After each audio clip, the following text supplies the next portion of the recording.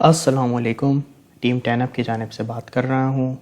आज का जो हमारा लेक्चर है वो है ईएमआई। ठीक है, आज मैं आप लोगों को बताऊंगा कि ईएमआईज़ आपने किस तरह से यूज़ करने होते हैं। आपने क्या करना है, आपने आ जाना है ट्रेडिंग व्यू के ऊपर और आपने कोई भी चार्ट ओपन कर लेना है जिस पे आप ईएमआईज़ का यूज़ करना चाहते हैं। तो आपने करना क्या है, यहाँ पे आपने आना है इंडिकेटर्स पे। यहाँ पे आप जैसे इंडिकेटर्स पे आएंगे, यहाँ पे आपको सर्च का ऑप्शन आ रहा होगा। यहाँ पे आपने लिखना है ईएमआई। ठीक है, ईएमआई आप जैसे ही लिखेंगे आपके पास यहाँ पे आ जाएगा मूविंग एवरेज एक्सपोनेंशियल। ठीक है, आपने इसे यहाँ से सेलेक्ट कर लेना है। आप जैसे ही यहाँ पे सेलेक्ट करेंगे तो यहाँ पे आपको एक ईएमआई दिखाई देगा। ठीक है, पहले मैं आपको सिंपल इसका कॉन्सेप्ट समझा देता हूँ। अब यहाँ पे फॉर एग्जांपल यहाँ पे मैंने ईएमआई की सेटिंग पे आया, इनपुट्स पे आया और मैंने यहाँ पे 200 लिख दिया और इसके अंदर स्टाइल में गया, इसको मैंने कलर चेंज कर दिया यहाँ पे और इसको मैंने यहाँ से बोल्ड कर दिया। ठीक है, तो अब ये मेरे पास जो ईएमआई आ रहा है, ईएमआई का पहले मैं आपको कॉन्सेप्ट समझाता हूँ।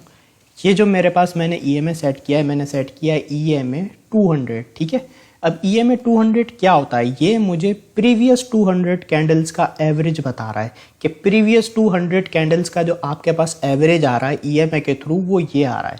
अब यहाँ पर मैं देखूँ तो जो मेरा प्राइस है वो बिटकॉइन का यहाँ पे ईएमआई 200 के ऊपर है।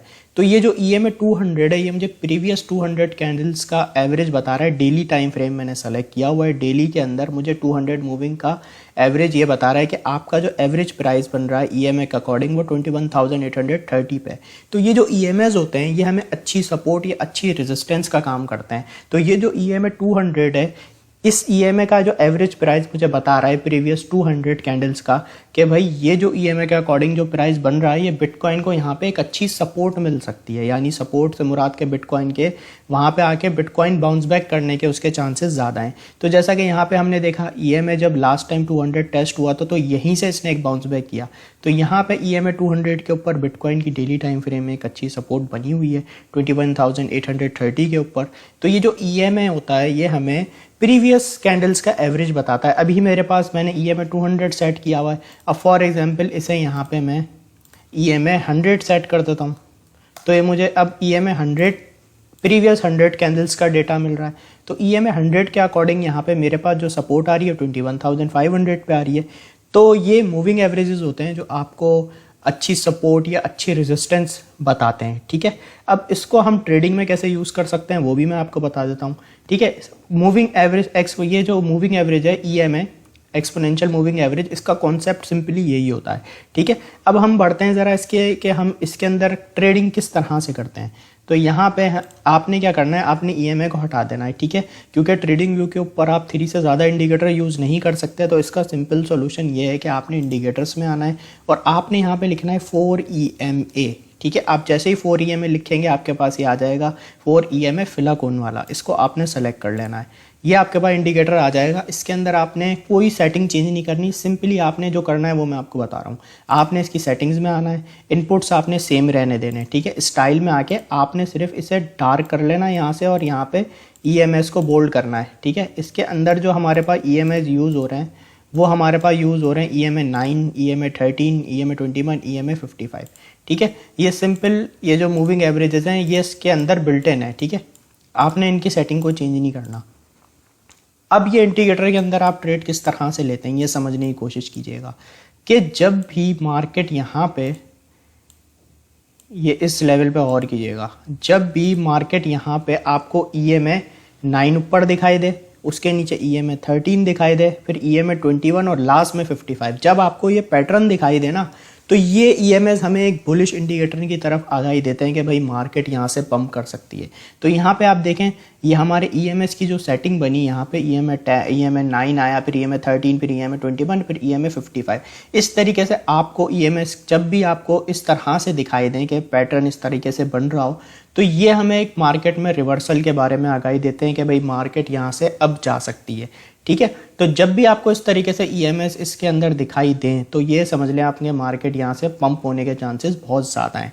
इस पैटर्न जब भी ये पैटर्न बनेगा ईएमआईज़ के अंदर, और अगर आपको ये पैटर्न रिवर्स दिखाई दे, फॉर एग्जांपल जैसे यहाँ पे आप देखें आपका पैटर्न हो गया यहाँ पे रिवर्स, जो ब्लू वाली लाइन थी वो पहले सबसे ऊपर थी अब वो सबसे नीचे है, और येलो वाली सबसे नीचे थी अब वो सबसे ऊपर है। तो सबसे जब भी आपको कभी ईएमआई 55 ऊपर EMA 21 उसके नीचे, फिर उसके नीचे EMA 13 और उसके नीचे EMA 9। जब आपको ये पैटर्न दिखाई दे तो ये मार्केट के अंदर एक हमें गिरावट देखने को मिलती है, क्योंकि ये हमें एक साइन जाहिर कर रहे होते हैं EMS के मार्केट की जो स्ट्रेंथ है वो थोड़ी वीक होती जा रही है और मार्केट यहाँ से गिर सकती है। तो जैसा कि आपने यहाँ पे देखा, जब EMA 55 ऊपर आया, उसके नीचे 21, फिर EMA 13, फिर EMA 9, जैसे ही इस तरीके से ये पैटर्न चेंज हुआ EMS का, आप देखें मार्केट में कैसा रिवर्सल आया और काफ़ी बिटकॉइन की प्राइस जो है वो यहाँ पे गिर गई। ठीक है, तो इस तरीके से सिंपल जब भी आपको इस तरह से पैटर्न नज़र आए तो उसमें आप अपनी बाइंग बना सकते हैं। फॉर एग्जांपल यहाँ पे आपने देखा कि एक क्रॉस ओवर यहाँ पे जितने EMS का हुआ, EMA यहाँ पे 9, फिर 13, फिर 21, फिर 55, जब ये क्रॉस ओवर हुआ आपको कंफर्मेशन हुई भाई मार्केट भी यहाँ से पंप कर रही है। तो अगर आपने इस कैंडल पे भी एंट्री ली होगी तो उसके बाद आप देखें काफ़ी एक अच्छा आपको प्रॉफिट मिला होगा। तो सिंपली जब भी आपको यह पैटर्न EMS में दिखाई दे तो आप उस पर अपनी बाइंग या सेलिंग के बारे में सोच सकते हैं। ठीक है, अच्छा, ये तो सिंपल एक ट्रेडिंग एक टेक्निक मैंने आपको बता दी। अब मैं TA के हिसाब से आपको ज़रा इंडिकेटर्स की इसकी EMS की ज़रा सेटिंग बताता हूँ। आपने क्या करना है, आपने इनपुट्स में आ जाना है। जब आप अपना TA कर रहे हो, आपको अच्छी सपोर्ट या रेजिस्टेंस निकालनी हो तो आपने इनकी सेटिंग फिर क्या रखनी है, उसमें आपने क्या रखनी है, यहाँ पे लेंथ जो है एक EMA की आप रख दें लेंथ 10। ठीक है, एक EMA की लेंथ आप रख दें EMA 50, मतलब 50 आप मूविंग एवरेज सेट कर दें EMA, और एक आप रख दें इस पर 100 और एक आप इस पर रख दें 200। ये आपकी सिंपली जो है ना सेटिंग हो जाएगी EMA 10, EMA 50, EMA 100, EMA 200। और इस सेटिंग को जो है ना आप ओके कर सकते हैं। तो ये जो सेटिंग है ये आपको अच्छी सपोर्ट या अच्छी रेजिस्टेंस यहाँ पे बता सकती है। अब अगर यहाँ पे मैं बताऊँ तो यहाँ पे मेरे पास डेली टाइम फ्रेम में जो सपोर्ट आ रही है EMA 10 के अकॉर्डिंग, वो मेरे पास आ रही है यहाँ पे 22,994। ये मेरे पास एक अच्छी सपोर्ट का काम कर रही है। ये EMA जो है मुझे एक अच्छी सपोर्ट बता रहा है। उसके बाद अगर ये सपोर्ट ब्रेक हो जाती है तो यहाँ पे मेरे पास एक अच्छी जो सपोर्ट आ रही है EMA 50 के ऊपर, वो आ रही है 22,445 पे। फिर थर्ड मेरे पास यहाँ सपोर्ट आ रही है 21,852 के ऊपर, और यहाँ पे 21,456 के ऊपर मेरे पास एक सपोर्ट आ रही है डेली टाइम फ्रेम में बिटकॉइन की। तो ये EMS जो है हमें सपोर्ट या रेजिस्टेंस का भी अच्छा यहाँ पे वर्क करते हैं। अब अगर यहाँ पे मैं 4 आवर में देखूँ तो आप यहाँ पे देखें ये EMA 10 की एक सपोर्ट बनी हुई थी। जैसे ही ये ब्रेक हुई यहाँ पे 4 आवर में, फिर EMA 10 कंटिन्यू यहाँ पे रेजिस्टेंस दे रहा और मार्केट गिरी चले जा रही।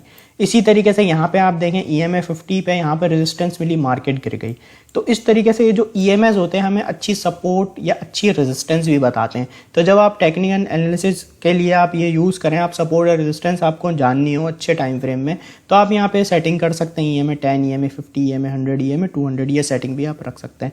अभी आप देखें 4 आवर टाइम फ्रेम में बिटकॉइन को यहाँ पे EMA 10 पे सपोर्ट मिली, फिर एक यहाँ से बाउंस मिला। अब करंटली भी EMA 10 पे यहाँ पे बिटकॉइन ने सपोर्ट बनाई हुई है। तो ये जो EMIs होते हैं ये आपको अच्छी सपोर्ट या अच्छी रेजिस्टेंस का वर्क करते हैं।